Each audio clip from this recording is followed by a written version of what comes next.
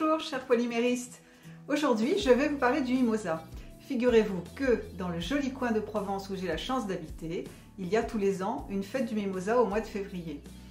Cette fête donne lieu à une exposition sur le thème du mimosa.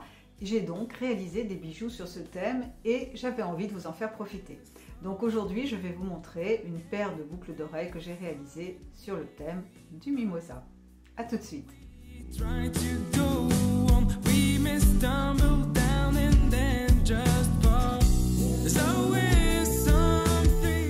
Nous allons utiliser deux couleurs principales, plus du blanc et un petit peu de noir. J'ai pris le cernite jaune 700 et le cernite vert 600, mais vous pouvez bien sûr remplacer par une autre marque de votre choix. Pour le vert foncé, j'ai mis une petite pointe de noir, c'est difficile de définir exactement la quantité. Il vaut mieux procéder par étapes en commençant par un tout petit peu, c'est facile d'en rajouter, c'est impossible d'en enlever.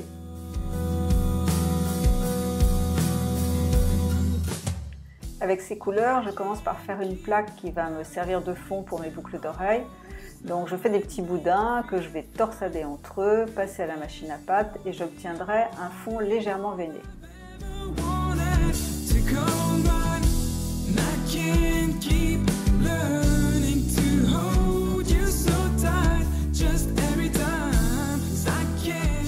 Voilà, donc je torsade. Tout ça n'a pas besoin d'être bien précis, hein, c'est juste pour avoir une ambiance de fond pour mes boucles d'oreilles.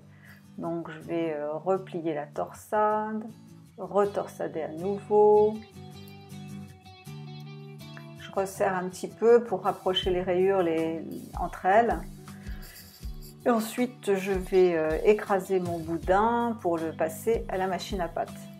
Donc je vais le passer plusieurs fois à la machine à pâte en repliant dans le sens de la largeur et dans le sens de la hauteur. Ma plaque doit être au cran le plus épais. À ce stade, je vais rajouter un peu de blanc parce que je ne veux pas que mes couleurs soient trop denses.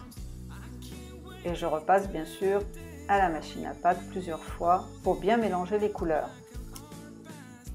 Voilà, je suis satisfaite du résultat que j'ai obtenu. Donc maintenant, je vais prendre mon emporte-pièce en forme de calisson pour marquer légèrement l'emplacement de mes futures boucles. Pour le moment, je ne découpe pas, hein, je fais juste une marque qui me permettra de positionner mon motif.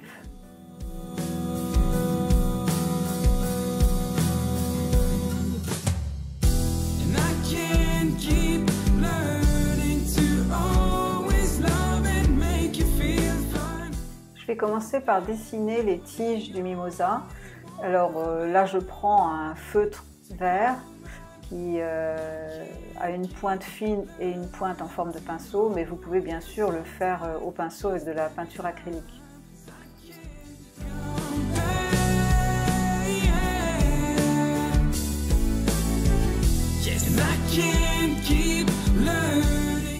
Je fais d'abord une ébauche avec la pointe fine. Et ensuite, j'utiliserai le côté pinceau pour vraiment peindre ma tige avec ces petites feuilles.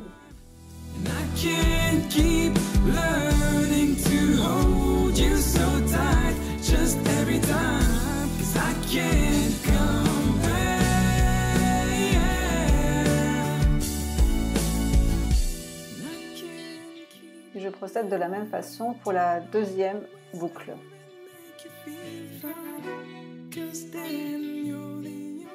Ensuite, je prends un morceau du jaune pâle, qui est la couleur du mimosa.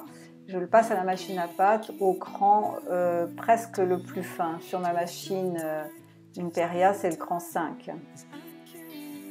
Et je vais utiliser ces outils de chez Sculpey, qui sont des poinçons, qui vont me permettre de découper des petites boules. Donc j'utilise deux tailles, le plus petit et le moyen. Ils sont vendus par 3 ces outils. Et je vais découper des petites boules que je vais placer sur mes tiges, comme des fleurs de mimosa.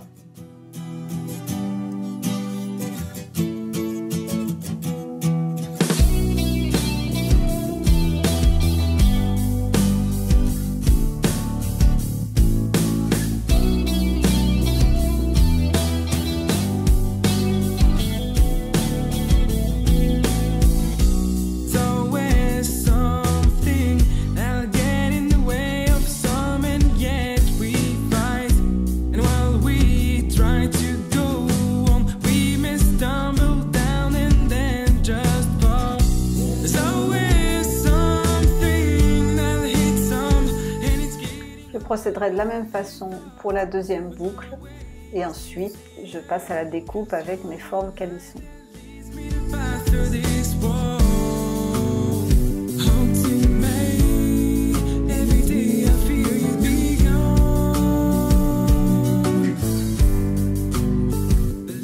Donc comme toujours, je lisse les bords de mes formes de façon à éviter un ponçage fastidieux et je vais pouvoir passer à la cuisson.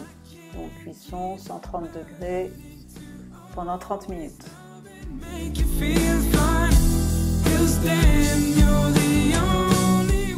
Et je n'oublie pas un petit perçage pour mon futur anneau de jonction.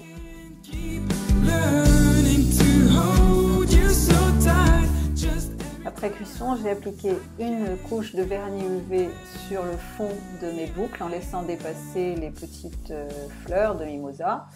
J'ai également fait des petits ronds jaunes dans la couleur pâle du jaune que j'ai collé sur des clous de boucles d'oreilles et ensuite j'ai relié le tout par des anneaux de jonction. Et voilà, mes boucles sont terminées. Amusez-vous bien!